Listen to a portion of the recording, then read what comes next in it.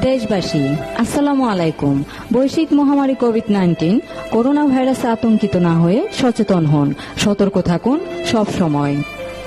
কমপক্ষে 20 সেকেন্ড সময় সাবান দিয়ে হাত ধৌত করুন। অন্যের হাঁচি কাশি থেকে নিজের দূরত্ব বজায় রাখুন। মুখে মাস্ক ব্যবহার করুন। বেশি পরিমাণে ভিটামিন সি যুক্ত খাবার গ্রহণ করুন। প্রচুর পরিমাণে পানি পান করুন এবং বিদেশ ফেরত প্রবাসীদের সংস্পর্শে না এসে তাদের জন্য হোম কোয়ারেন্টে থাকার ব্যবস্থা করুন।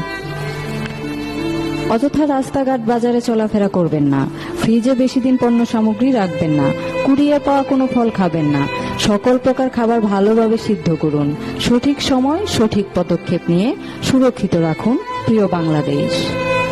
এই ভিডিও যদি ভালো লাগে তাহলে চ্যানেলটি সাবস্ক্রাইব করুন এবং ভিডিওটি জনস্বার্থে শেয়ার করুন। ধন্যবাদ।